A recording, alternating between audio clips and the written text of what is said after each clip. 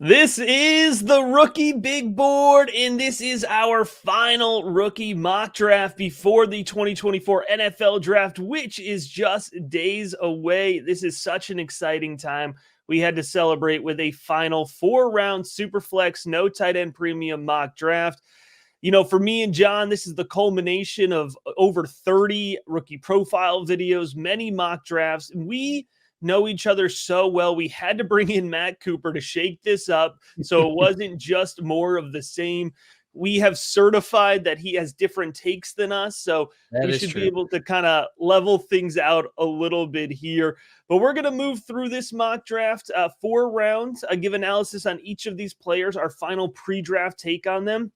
And then as we're going through this mock draft, make sure to leave a comment, give the video a like. Let us know what you think, who we're too high on, who we're too low on. We want that discussion leading up to draft week. So with that being said, John, you have the honor of kicking us off here at 101. Then it'll go Cooper, then it'll be myself, and we'll continue on through like that.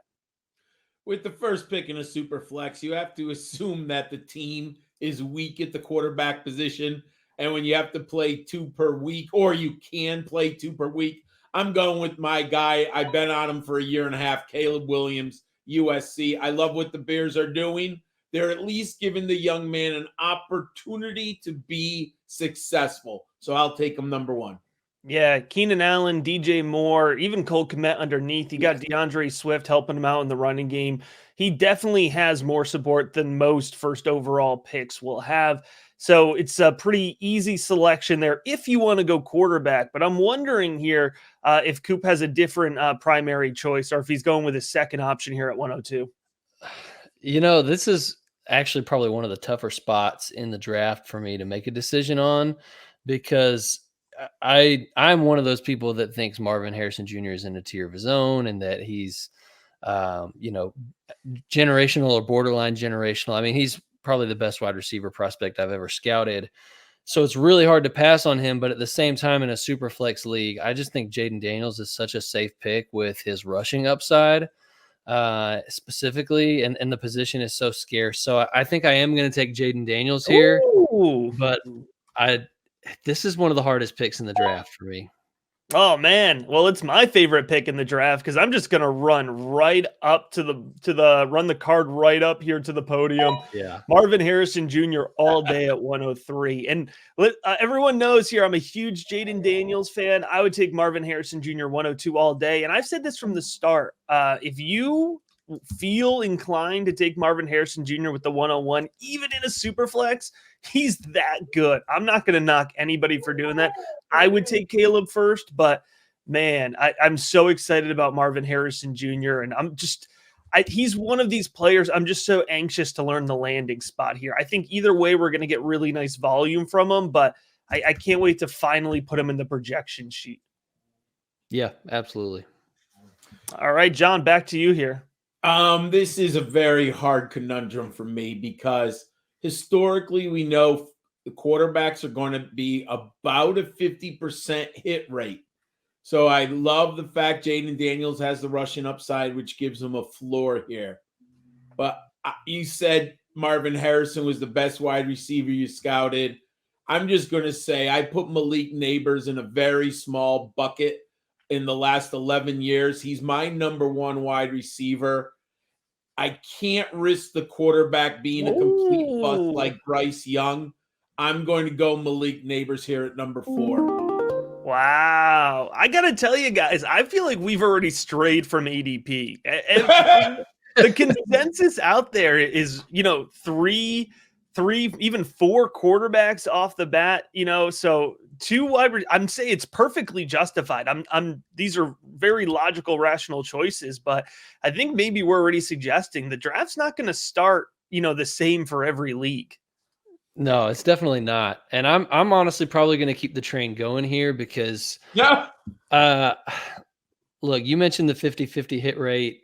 You're right. And I have major question marks about Drake May's game. I know like it's popular to hate on him, and the upside is so clear, and it is a super flex league. But man, even just like being a guy, and watching him in college last year, it was so obvious that the mechanics were erratic, the accuracy was all over the place, the decision making was just head scratching at times. And then add the fact that he could be landing with the Patriots. And I just, for me, I'm going to go with Rome Odunze here. I think he's an incredibly good player. I just got done kind of scouting him for my own rookie guide that we're putting out with the Couch Scouts. And I've got him ahead of Malik Neighbors on film grade by like a fraction of a point. They're so close for me. And, assuming that he's going to get top 10 draft capital, which is all we've seen from all of the guys that are in the know with the NFL. And the contested catch, 75%, he won his contested catches this year is just insane. He's so big, but then such a smooth route runner for a guy that is that size, and underrated after the catch too. I love Rome Odunze, so I'm going to go ahead and lock him here. All right. I like it. Definitely getting spicy, but hey, if you're sitting at the 106, there's still 3 players that I'm really debating between with this spot. No tight end premium, or else it would probably be Bowers for me. So I'm deciding between the 2 quarterbacks left over, and Drake May and JJ McCarthy. And I'm going to take Drake May because I believe, I'm trying to keep us at least somewhat on the rails here, fellas. But I want to go on the record as saying right now that if JJ McCarthy is drafted by the Vikings, he's QB2. And I'm willing to take him 104. I take him over Neighbors. I really would. So maybe I'll get a chance to draft him again in 3 picks. But the May decision is with my head. It's not with my heart. This is, now we have a conundrum again. This is a very hard draft. If people haven't been practicing or doing mock drafts, it is a little bit more challenging. And I agree with you. If JJ ends up in Minnesota, he might be the 2nd pick in Superflex. That's a story for after the draft, but I think that's a possibility. I have come around that Brock Bowers is a very special player in fantasy. The positional value, the ceiling is very high. I do think he has a very nice floor, and I think he can retain his value for a while here. So I'm going to take Brock Bowers. If you get him at number 7, right? We're at number 7. I think that's a real nice. You probably need a tight end. Most of us do. So I like him at number 7. Yeah, that's a really good value. And I think that's where you're going to get Brock Bowers. Yeah. But man, folks, you're going to get a smash value whenever you draft Brock Bowers. Oh man, he's so good. And if it wasn't in this stacked quarterback class, we might be talking about him like 102, 103. Yeah, I completely agree with that. And, it's kind of funny that I'm going to end up being the one to make this pick because I think I'm probably the lowest on him out of the 3 of us. But if you're telling me at 108 in a Superflex league, I can get a guy that's probably going top 15 in the draft at the quarterback position, that's an easy selection. So I do have some questions about JJ McCarthy. Obviously, the Vikings landing spot, if that happened, would be incredible. But for sure. I mean, this top 8, it's everybody's top 8. Taking anybody else besides McCarthy would be crazy, assuming he gets the draft capital that we expect. So easy pick there. Yep. And here it is, 108. This is the tier drop. If you're in the first 8 picks, this is where you want to be. Certainly post-draft, we could even have somebody sneak in, like one of these wide receivers that we're going to talk about with the next 4 to 8 picks. If one of them gets a really prime landing spot, we could definitely see, a 109 type tier. But I think me and John talked about this more than 2 months ago. Everybody was talking about the 107 tier drop. But we told the 108 drafters, don't panic because JJ McCarthy is going to be in this tier before we get to the draft. And I think this is where we've arrived at. So 109, I have the toughest pick maybe in the draft because I have to decide where to go from here. And it's not a popular pick. I'm sure we'll get comments here telling me that I took him too high, and please, we welcome them. But I'm going to stick with my guy. I'm going to stick with my analysis. I'm in on Troy Franklin. I went back this past weekend, and I covered the rest of his games that I had in 2023 from his film. I got to tell you, I'm not concerned about the hands. I'm not. I know the drop rate. You look on tape, it's not concerning with your eyes. It was 3% the year before. It's not a sticky stat. There's a ton of variability behind it.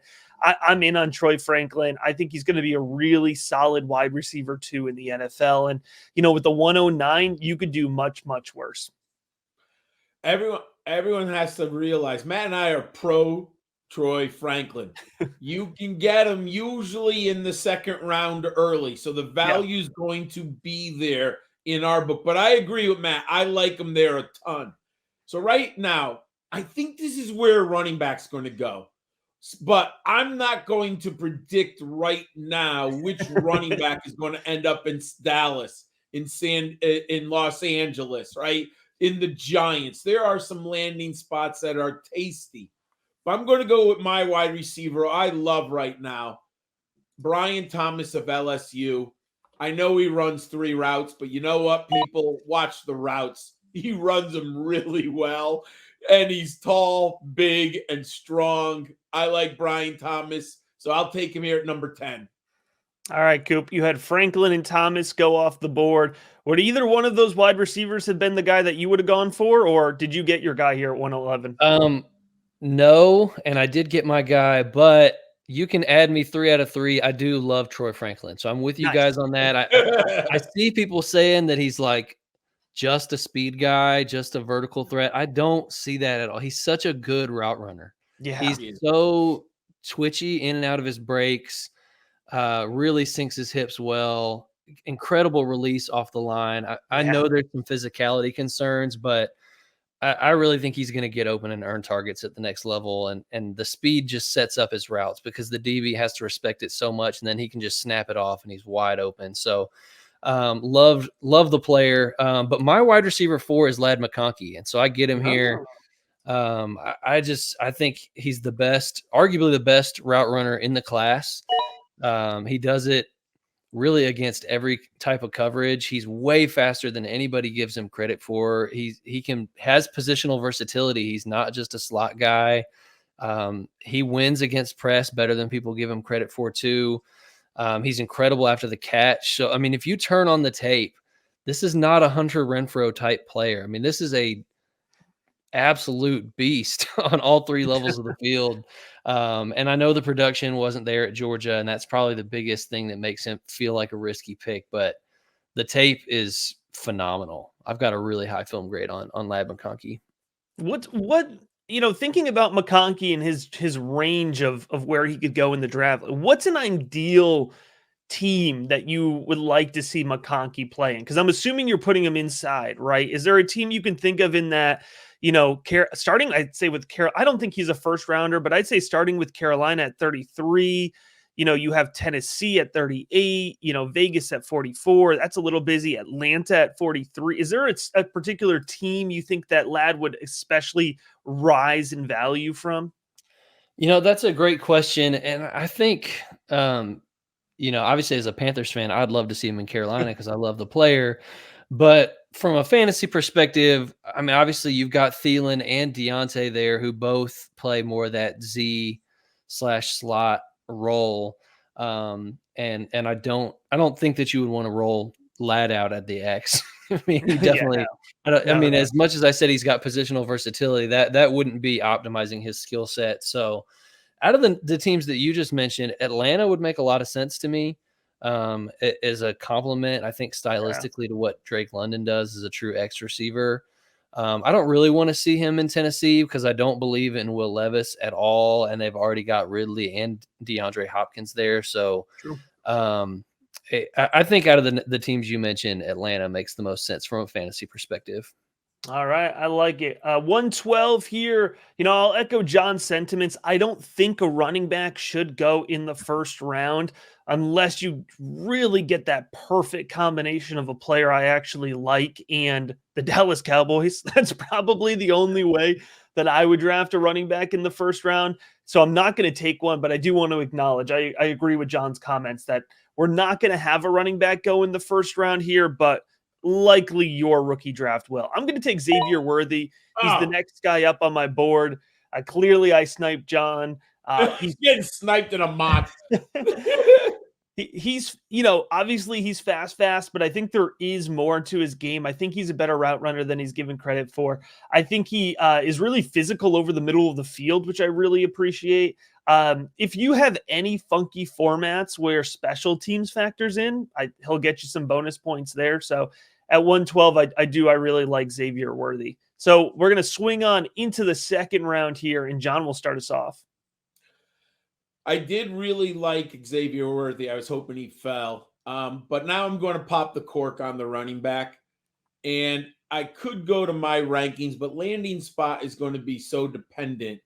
And I don't think he's the best back. I don't. But the NFL, the national media, a lot of people tend to think he's the best. So I'm going to go Trey Benson here. I think he's going to be the first one off the board at the running back position. He's not my number one, but I'm kind of reading the tea leaves. So he might get that one of those prime landing spots for a running back. So I'll go Benson here. John, I'll ask you the same question I asked Cooper, but you can't choose Dallas. Okay. So Dallas is off the table. For me, the biggest issue with Trey Benson is the vision, right? Me too. Super inconsistent.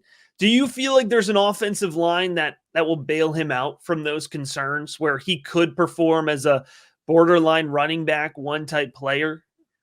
So that's interesting because I think you need vision in Jim Harbaugh's and Greg Roman's offense. So I wonder if they'll kind of lower him on the board. Buffalo, I think Buffalo is a sneaky place. Benson and Cook could be a real nasty team there. I don't think Buffalo's off the board for taking a running back. All right. I like it. 202 on to Cooper. Yes. At the 202 for me, I could take my RB1 here because he's still on the board, but the guy that I have the highest film grade on left on the board that scares me to death I already know is Adonai Mitchell. When you're doing film grades, like at least my grading system doesn't have effort as a metric, right? Like it's not in there. So if I see really good routes, I've got to give him a good grade for route running. If I see really good speed, I've got to give him a good grade for speed. If I see great ball skills. So he's got a lot of really good grades because when he is all the way turned up, he's an incredible football player. It's all over the tape. The upside, I mean, this guy could be a legitimate superstar in the NFL. The effort is infuriating sometimes. The production feels really lackluster compared to what I feel like he should have been capable of, given what I see on tape. But I mean, the buzz about him it sounds like he's borderline locked to be a first-round NFL draft pick, and the upside is tremendous. And I love so much what I saw on tape. So I'm going to swing for the fences here. And you're telling me in the early second round, I could get a guy that, if you told me in a few years that he's like a top 10 dynasty wide receiver, it wouldn't surprise me at all. So I'm going to take that pick.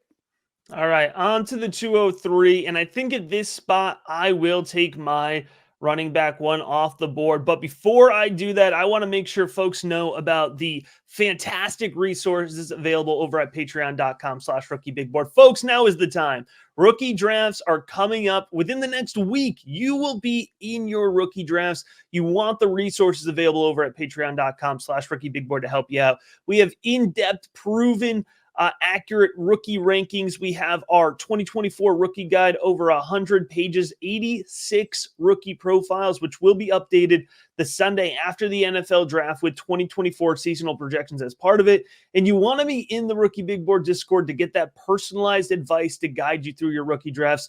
Give it a shot. Now is the month. Try it out for 1 month, just $5. I'm telling you, it will help you get ahead of your league mates. All right, with that being said, at 203, I said it, my running back one, it's going to be Braylon Allen.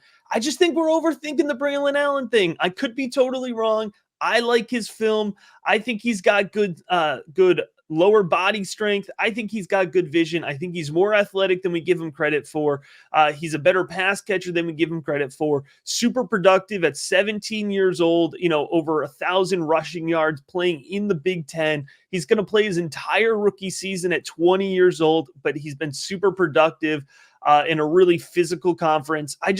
I'm in on him. I could be totally wrong, but I'm going to ride this take. all the way through, at least up until we see what this draft capital and the landing spots are going to look like. So here would be my ultimate nightmare disaster, because I have a wide receiver staring me in the face, but I don't like him. So I really am reluctant to draft him right here. Now I've got to know who it is. I tend not to draft players I don't like, but hey, that's just me. So the super flex is interesting here. Oh boy. Will the quarterback end up in Denver or Las Vegas? I think there's a good chance that those two franchises, at least one of them, are taking a quarterback, if not both. So what I'm going to do here is I'm going to go up with my fantasy upside quarterback and assume he lands in a position where he can start. I'm going to go Bo Nix here.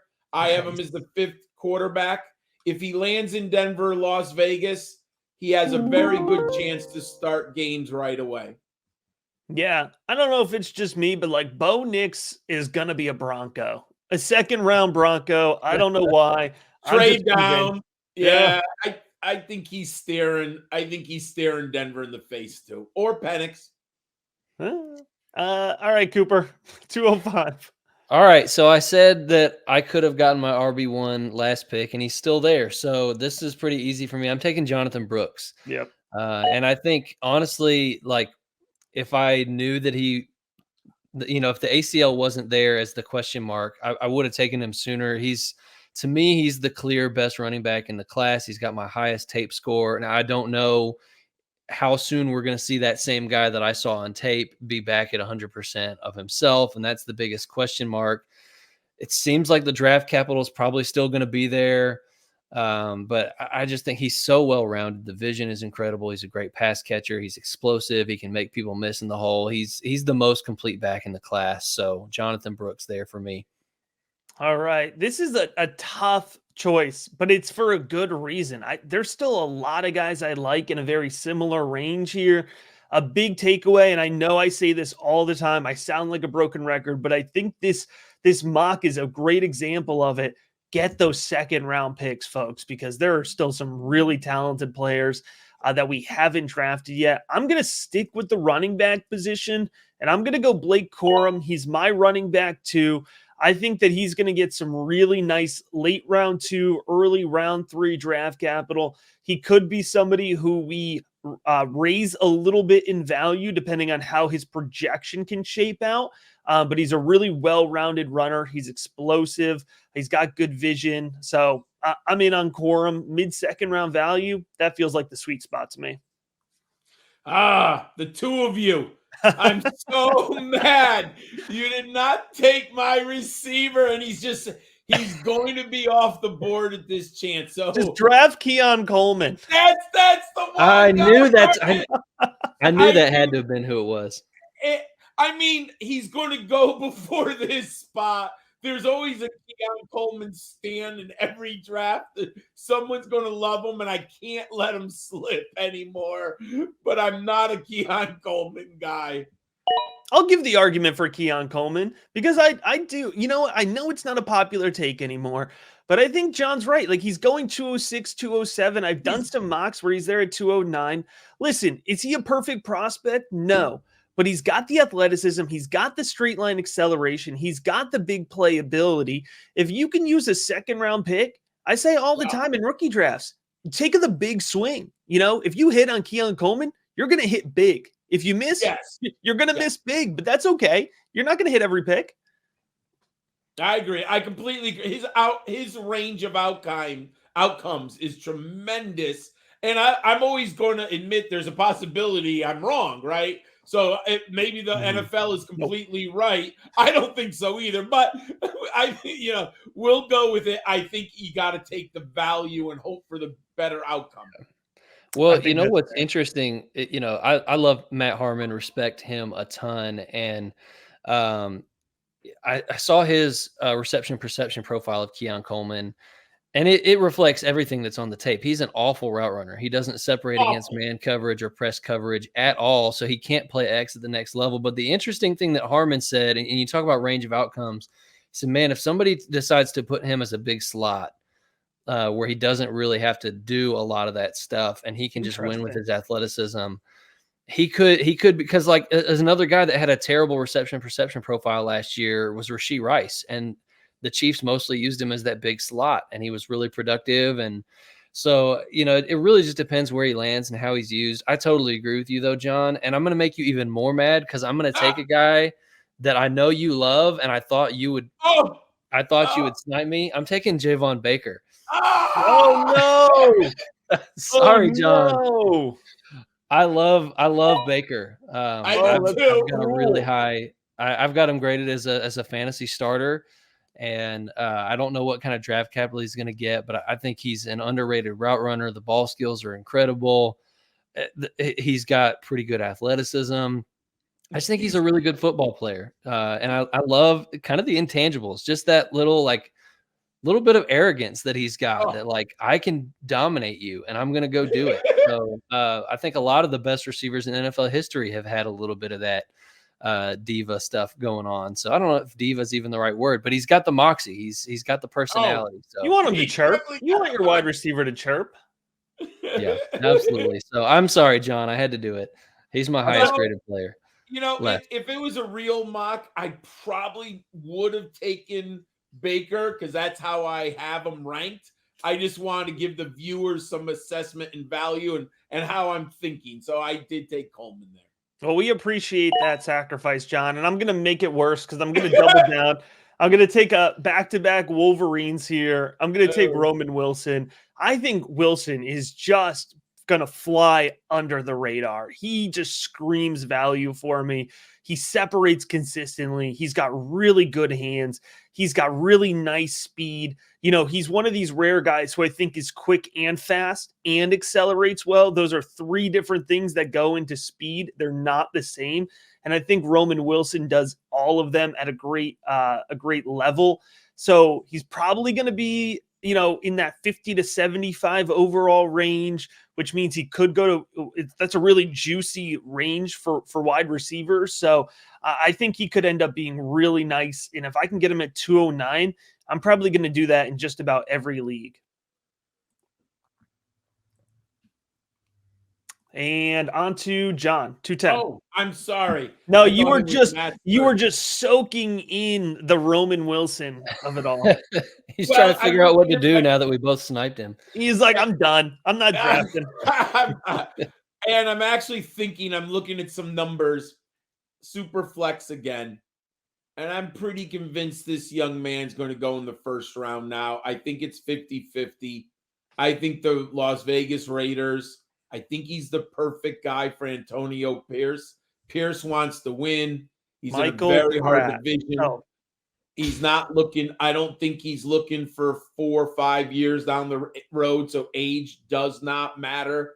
He needs a plug and play. I can't imagine you're going into the season with Aiden O'Connell at the top. Give me Michael Penix here in a super flex with DeAndre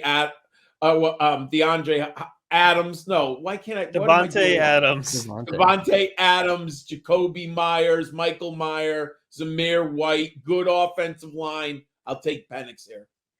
All right. Somebody had to do it. Look at John drafting Coleman and Penix.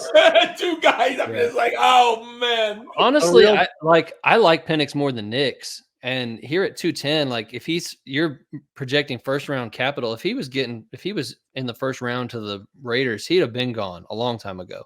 Yeah. So, yeah, I think he could definitely go to the Raiders. I think they're going to do it in the second round. I don't think he's a first round talent, but to your point, in almost every mock I've done, he's going 203, 205. So it's probably, relatively a good value here for Penix. Yeah, so this is a hard one for me. I'm going to go ahead and take Jermaine Burton from Alabama. Oh, wow. This is a guy that I was not expecting to be high on at all, and I started seeing Twitter, kind of talking him up, and I was like, really? Like, that guy never did anything, even when he had Bryce Young at quarterback. Like, we're really hyping Jermaine Burton, and then, of course, I'm working my way through like 60-plus prospects for my own rookie guide. And I got to Burton and I was like, wow, like he can run routes. He's fast. He's got great physicality. He plays through contact. He's got great ball skills. Like, and then Harmon comes out with his RP and says, "Hey, he's a first round talent, if not for off the field concerns." And I'm like, okay, that gets my attention when a guy like Matt Harmon is talking him up. So yeah, I think Jermaine Burton here at a borderline third round pick is has got a lot of upside, at least. I don't know where he's going to go in the draft. I don't know exactly what the nature of the supposed off-field concerns are, but I think he's a talented guy. So I'll take a swing here. Yeah, my line on Burton this whole time has been if you take his 5 best plays and put him up against, everybody else's 5 best plays, he's a really good wide receiver. It's not there consistently. I went back, I watched more Burton. I like him more than I like other guys, but he's still in the teens for me. Draft capital will be really interesting. Somebody who I think is sliding just too far in most drafts is the tight end Jatavion Sanders. I think Sanders is a really, hits the mark for what we're looking for fantasy football tight end. So I'm going to take him at 212. He's athletic. He's sure-handed. He is a reliable underneath type guy. He's not the most refined route runner, but for a tight end, he's pretty good in that way. So I like Sanders a ton. If you're playing in a tight end premium, I think he's got to go off the board in the first 2 rounds. But that's going to take us on to the 3rd round here. We'll pick up the pace a little bit, but there's still a ton of really good players that have, I look at the board right now and I'm like, this guy, I can name 4 guys that have no business going in the 3rd round, but I don't know who I bump out from in front of them. So even those 3rd round picks are really strong this year. I'm going to go with my wide receiver I've been looking at, and I like. He's not one of the guys I talk about a ton, but he's my number 10 in my rankings. I'm going Ricky Pearsall, Florida here. Yeah, I really like him in the top of the 3rd round here. I could have gone running back, and I don't think there's a quarterback left now that I'd be drafting in the 3rd round. Unless Rattler got to Las Vegas. No, don't worry about it. Sorry. All right, Cooper. Impact's going to kill me. No, I'm not taking him. That's for sure. I am going to go with a guy that is currently my RB3, and my RB2 is still on the board. But I think after the draft, I'm going with Marshawn Lloyd. Nice. I have a higher film score on Bucky Irving, but I'm just. Yeah. All the writing is on the wall that Bucky Irving is going to be a day 3 pick, which breaks my heart. And I still like Bucky Irving, and I'm pretty sure he'll probably still be there at my next pick anyway if I want him. But yeah, Marshawn Lloyd is probably going to end up being my RB2 after the draft. So I'm going to go ahead and take him here. All right. I like that. Now, because we mentioned Bucky Irving's name, I normally don't give a shout out because this is, if you're watching on YouTube, I don't always give a shout out to podcast only episodes. Some of the Rookie Big Board are only, in the podcast feed, which Cooper contributes to on our Devy show. But I just released my 86 things to know about the 2024 NFL draft class. It's my one take on every prospect I've watched. I'm going to just tease out there to listen to the episode just for my Bucky Irving fact. It's a good one. But let's continue on with the draft here. I'm going to go 303. And just because I'm worried John's going to take him, I am going to take Spencer Rattler. Listen, if 3 years ago, you told me that I was going to be the guy who was the highest on Spencer Rattler going into the draft, I would have called you absolutely wild. But I like Rattler, man. I'm willing to say it. He's got the arm talent. He's got the mechanics. He has improved decision-making. He's got mobility. I think he's going round 2 as a lock. I think he's a top 50 lock. I've said it once. I'll say it again. He's probably not going to go in the first round, but if he did, wouldn't shock me one bit. I'm in on Spencer Rattler, 303, especially if he gets top 50 draft capital. I'll take him there all day. I wasn't going to take him because I felt I made a mistake mentioning his name. I bet, if you look around Twitter and the national media, Twitter X, if you look around X, the national media, there's some chirping about Spencer Rattler. There are scouts and teams who really like him based on arm strength alone. And then I've been reading, people have been looking into his background and his personality. They like what he's overcome. And a stat that I just found last week, I knew that their offensive line was bad, but I think it was ranked like 126 out of like 132. So like, and people are talking about how Spencer Rattler went through adversity on and off the field. So now that we open the can of worms on South Carolina, I think this young man is falling too far here. I think you got to go Xavier Leggett. I think he is immediate special teams. He's on the field from week one. There's the range of outcomes is silly, huge. It's the Grand Canyon large, but if the young man can find his way and the coaching staff uses him, he's just too much upside. That's a good pick. It's worth the risk there at 304. It's the Keon Coleman theory of you may as well hit big, but almost a full round later. Yeah, he's just older Keon Coleman. I'll take the guy I already mentioned. I'll take Bucky Irving. All right. We're in the middle of the third, like everybody's a risk, and I just love the tape. So he's my second highest graded running back on film score. He's incredibly elusive. I think the burst is better than what he showed at the combine. He's a great pass catcher. He plays with great contact balance for his size. He's just really hard to tackle, and I think he's got good vision. He's a good football player. So Bucky Irving. All right. I'm going to go ahead and take my highest graded Washington Husky here, which is going to be a wide receiver. Or I'm sorry, that's not true. Roma Dunze's graded higher. I was going to say, man, that's spicy. I was just trying to take a Michael Penix shot. I'm going to take Jalen McMillan, wide receiver out of Washington.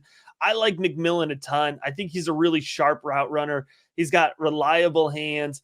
He has a little bit of twitch after the catch. I think he's the type of guy where, you move him inside in the NFL and he can just really work the underneath of the field. So 306, Jalen McMillan. So it's interesting here because I think the value running backs are going to go a lot in this round. I'm looking at my highest graded running back and hoping that he has a nice landing spot, maybe the Giants.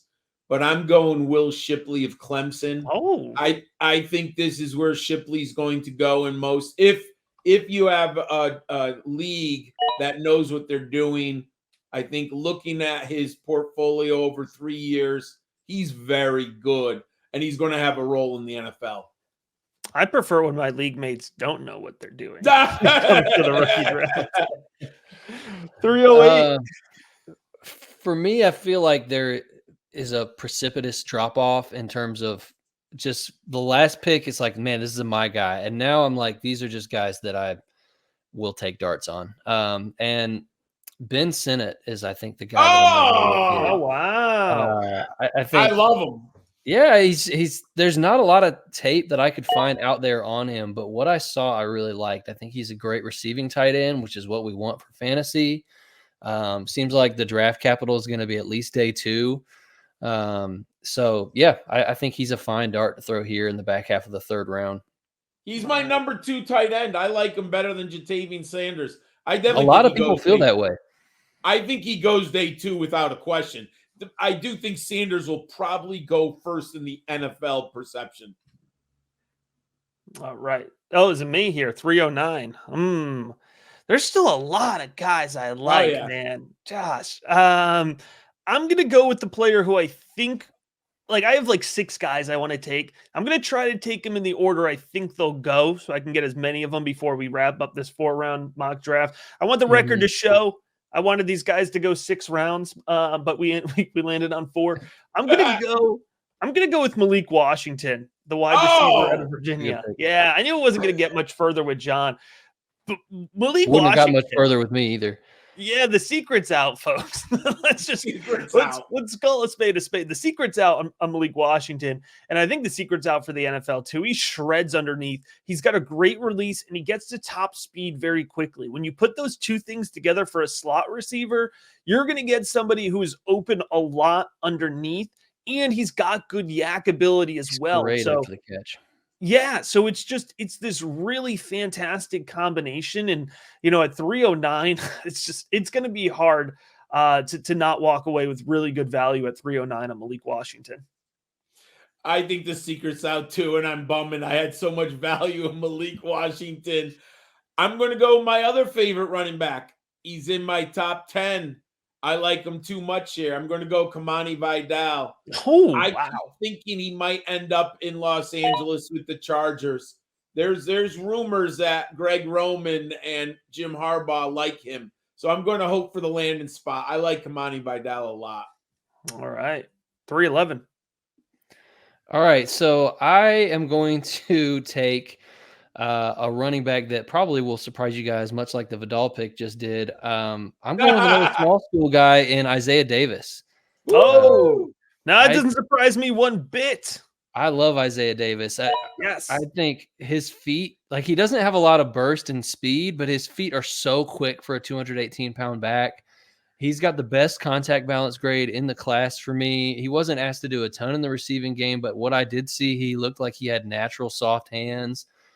I think he could surprise a lot of people. There was a lot that I liked on his tape. And I don't know what kind of draft capital he got, but yeah, here late third, Isaiah Davis. He's a guy that I don't want to leave drafts without if I can help it. I love Isaiah Davis. Isaiah Davis is one of my absolute my guys at the running back position. And now I'm nervous because I didn't get Isaiah Davis. So I'm going to make sure I get my other guy who I absolutely love. It's Cody Schrader, the running back out of Mizzou, SEC rushing leader in 2023. Really good lower body strength. He's got good lateral quickness. He's got great burst into the second level of the field, some of the best vision in the class for me, and legitimate downfield pass catching threat as well. Probably going to get day 3 draft capital, but I don't care. 312, I'll take him all day, every day. I've heard that this player might get first-round draft capital. I don't have a first-round grade on him, but if he does, oh my God, is he going to shoot up boards? I think it was Peter Schrager of NFL. Oh, I know who you're talking about. That there's no way that happens. That'd be I crazy. don't think so either, but I just have to be like, oh my God, if it happens, I'm going to go Jalen Polk here. This Who is said about that? this. First round? Come on. I mean, Somebody did a mock draft and he went in the first round, Yeah. and now everybody's talking about it. I don't He's got think like my he's- second lowest grade of all wide receivers, and I scouted a lot of wide receivers. I don't like him that much either. But at 4th round of a super flex mock, we've got to at least, he's some. If he goes first round, he goes way up the board. I don't even know what to say. But 402. All right. I am going to take a guy that I am in my wildest dreams. I never imagined that I would be the one to pick him because I'm so low on this guy, and I can't believe he's still on the board. Jalen Wright. from Someone Tennessee. had to do it. Someone shoot, had to do I it. totally forgot about. Oh my God, He should have gone like in any I knew he was mock there. that I've ever been in, he goes round 2, and he's still sitting here in round 4, and I've got a really low film grade on him, but Yep, me the too. upside is undeniable, and he's probably going to get day 2 draft capital, and a lot of people have him in their top 3 running backs, and he's still on the board here in the 4th round, so I got to do it. But yeah, I'm kind of shocked he's still there. I never would have thought that I would be the one to pick that guy. Yeah, I hear you there. I'm going back to the quarterback position here. Another guy who I think goes day 2. I'm a big fan of Michael Pratt. I think he's got enough arm talent. He's got good accuracy. He protects the ball well with good decision making. I think he's got better mobility than he's given credit for. I believe it was a 25-3 record the last 2 years with Tulane, if I'm remembering correctly. Got them that Cotton Bowl win over Caleb Williams and USC. You know, NFL GMs, they love winners. Michael Pratt's a winner. He's punched up his whole career. I think he's the type of guy where he takes over the reins, you know, via injury or whatever, and he never gives the job back. Conundrum right here because landing spot would decide final value of these 2 players on the board for me. But we're in the 4th round, and we're going to go with my guy. I'm going Luke McCaffrey of Rice here. Oh, there you go. I think the NFL's going to like him. It's just his dad played. We know his brother's Christian. The athleticism is there. I do think he needs to grow, but I like Luke McCaffrey. All right. Solid pick. I'll take Audric Estime. That was the guy. That's what I thought John was going to take. Yeah, there you go. I mean, he's a bruiser. He's a power back. I don't think he's got a ton of upside, not a lot of juice, not a lot of anything really besides power. But I think he's going to get drafted and he's going to have a role. So The NFL is going to like him. All right. Well, I'm going to go ahead and take another one of my guys. I like Jamari Thrash out of Louisville a lot. He's got really nice hands. He separates well. He's speedy. Probably a guy who's quicker than he is fast. But watch the Louisville tape from this past year. There is rarely a guy within 2 or 3 yards of him. Really consistent, high production, everywhere he's been. So big fan of Jamari Thrash. I'm going to take my top running back. He's still in my top 10, and he's sitting here on the board. Ray Davis of Kentucky. Oh, geez. Yeah, I should have taken him earlier. yeah, I like Ray Davis. Yeah. They're not looking at 4 or 5 year windows. If Ray Davis has a 2 or 3 year career, the first contract NFL, they can sign him, play him. I'll take their chance here in the 4th round. Ray Davis over 900 rushing yards for 3 different schools. Yeah, that's pretty cool. And one of them's Temple, the other's Vanderbilt. Let's give the man credit for getting that at Temple and Vanderbilt. True. He worked his way up to that Kentucky offensive line. He did. Yeah, he can play. I don't know if he'll get on the field fast enough at his age to make a difference for fantasy, but he can play. I like Ray Davis.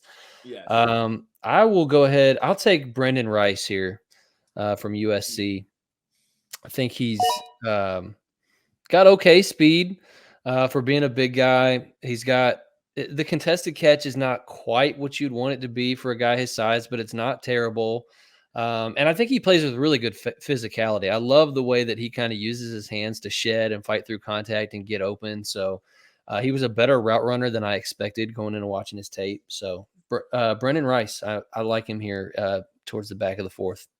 All right, Luke McCaffrey at 404, Brendan Rice at 408. Kind of just want to take Frank Gore Jr. just to make it a Nepo baby round. But, I will resist because, unfortunately, the Frank Gore Jr. tape is terrible. Yeah, he's probably not getting drafted. Yeah, it's bad. It's really sad, but it's not. He might just because of his dad, but I'm going to go Tyrone Tracy out of Purdue. I got to tell you, Tyrone Tracy was one of these guys that I was sitting at 65 player evaluations deep, and I still hadn't gotten to him, but I knew, he had hype. Sometimes when guys get hyped up too much, I'm like, I don't even want to watch him. I'm not going to like him. Then I watched and I was like, no, I get it. I see the power. I see the vision. I see the second level speed with Tyrone Tracy. I see the hands, former wide receiver before he transferred to Purdue. So I'm a big fan. I think he's going to go in the first 4 rounds of most rookie drafts. Final pick here, John. Final selection. I'm going to go based on talent and hope that he gets drafted and is in a good locker room. I'm going to go Ainias Smith of Texas A&M here. I know he's got some off the field challenges. Let's just hope he ends up in the right spot with a coaching staff that will maybe take him under his wing or a teammate who can help him. But the talent is there for Ainias Smith.